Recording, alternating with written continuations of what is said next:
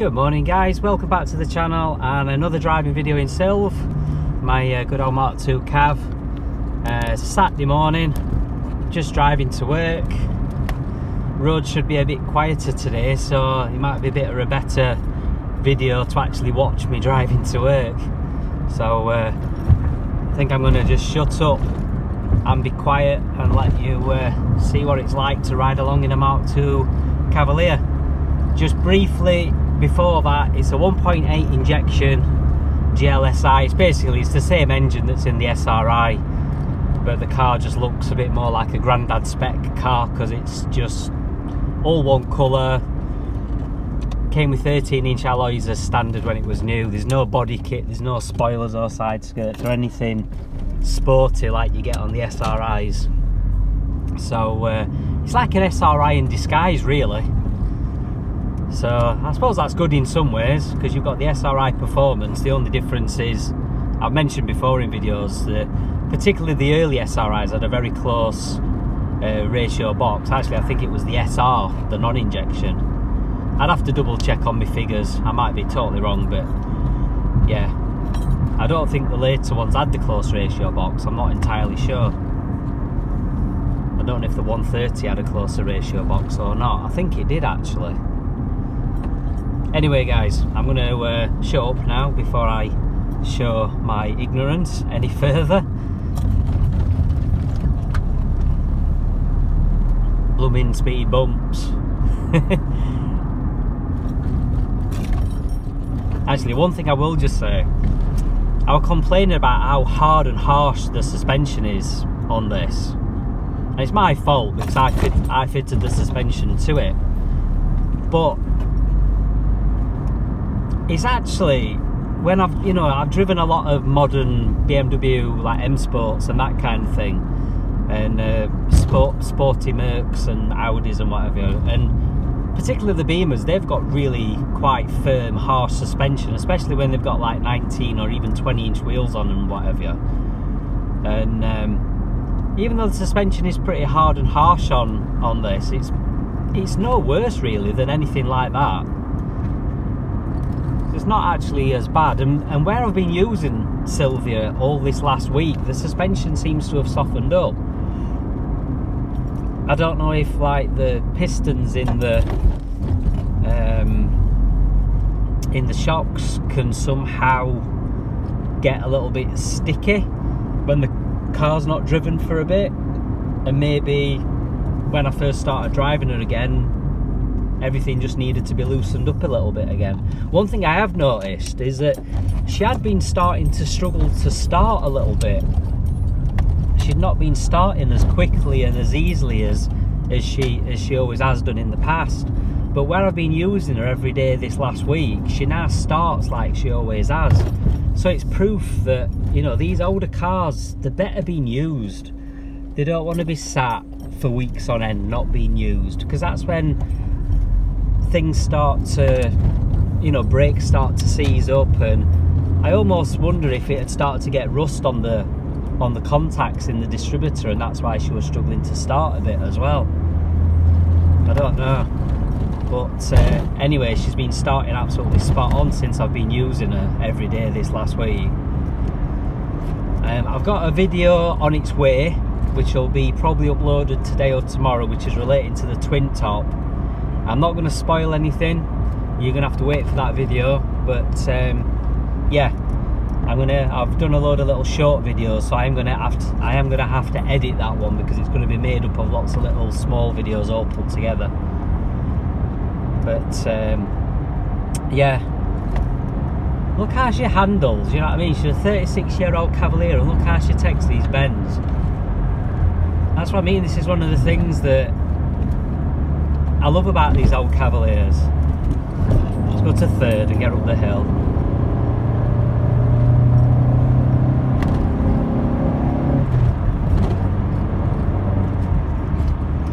Fifth gear. See, I can't do this normally, because normally when I'm driving to work there's a massive queue of traffic up this hill, so it's nice doing it on a Saturday morning because I can do it without heap loads of traffic everywhere. Right, onto the motorway roundabout. So I mean, look how she takes these bends. 36-year-old Cavalier. I mean, yeah, this is because she's lowered as much as she is. Catching the mk2. Are they going to put the foot down? Yeah. Am I going to keep up? Yeah. Weren't exactly difficult to keep up with them.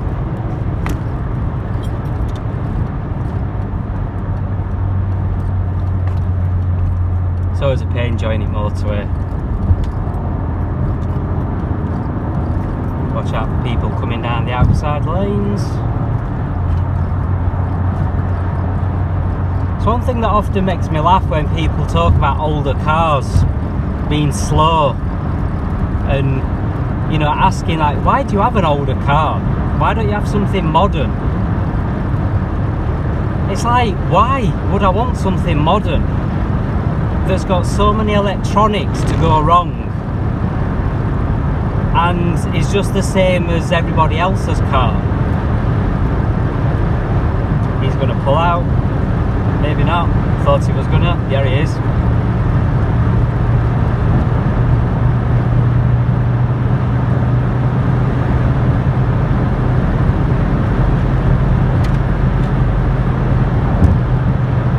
Nice steady cruise to work.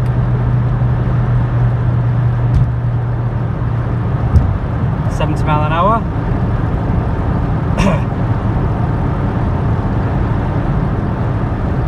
Sorry about the rain, guys. I'm going to have to just put the wipers on.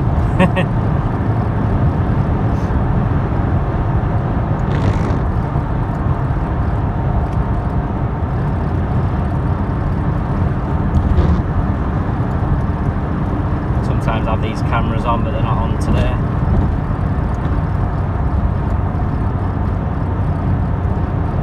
That BMW is going to go past me now that I've just overtaken. Well, let's just see how she accelerates. So this is in 5th gear.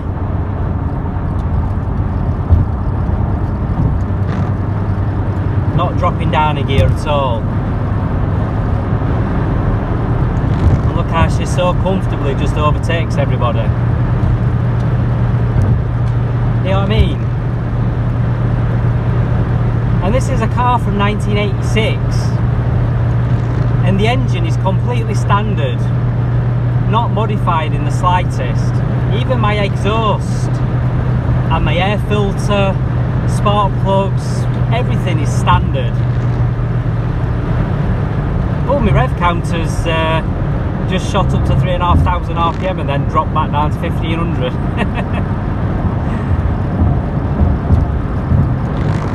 I had a little look at it last night to see if I can find out why it's not working, but I can't see anything obvious as to why my rev counter's not working properly.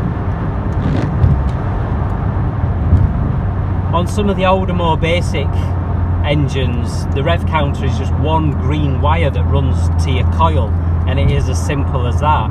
Right, slow down to 60 for the camera, and it is as simple as that. But on these, it's not that simple because it runs to the ECU as well. It's probably just a dodgy connection, a dodgy earth or something somewhere. I don't know. That hot oil smell again. People who've seen previous videos will know what I'm talking about.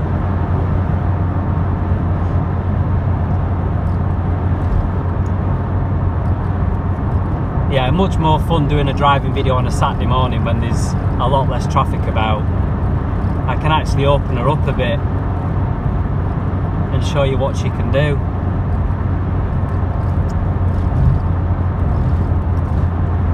Of course, there are speed limits and there are speed cameras, so there's only so much I can do.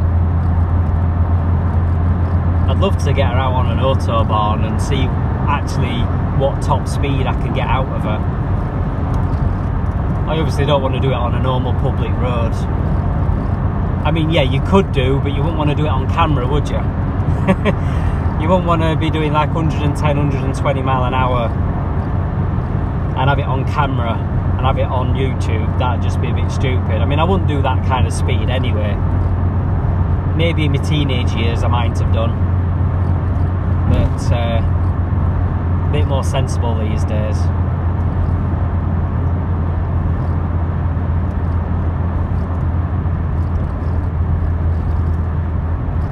How long's it taken so far? 10 minutes? About just over 10 minutes. Not a bad drive to work, is it?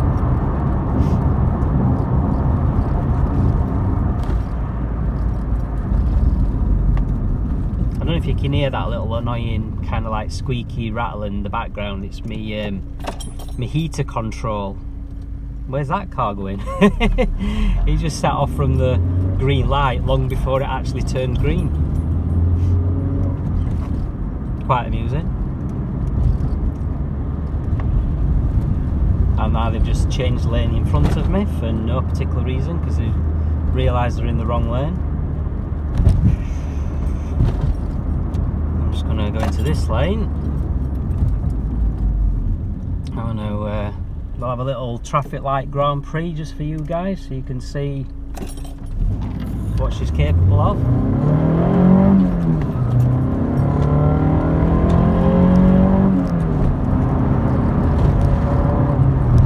Yeah, left him for dead. He weren't exactly trying, mind.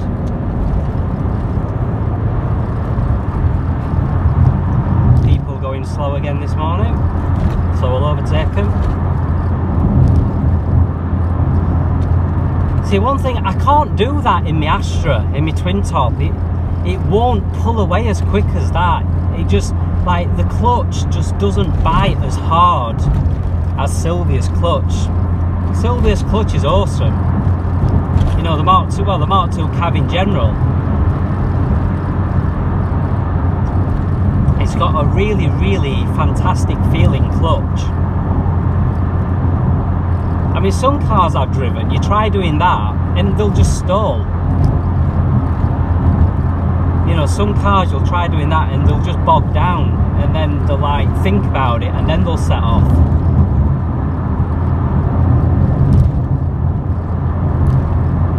Yeah, definitely a much more fun drive to work on a Saturday.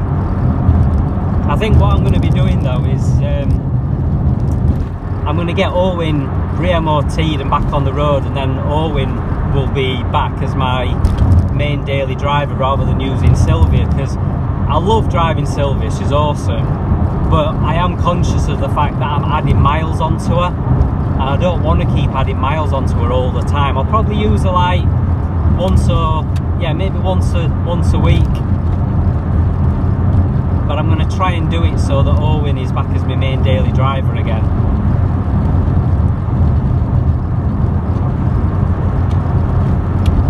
Blooming rain, spoiling my camera work. I don't know if you can tell how bouncy the car is on this road, but it's like really, really, really bouncy. I'm hoping that they do actually resurface this bit of road. It's proper bouncer. Right, well guys, I'm nearly at work. Very nearly. Thanks a lot for watching. I do enjoy doing these videos when I'm driving one of my old retro cars. And because I've said before in one of my others just recently that because I've been driving my Astra all the time, that's one reason as well why I've not been doing as many videos, because driving to work videos in the Astra are not quite as fun and they're not as interesting for you guys to watch. So yeah, it's nice to do these drives in Silv. Right, nearly at work anyway guys, so thanks a lot for watching. Please like, browse, subscribe if you want to, and I'll catch you next time. Cheers guys, bye.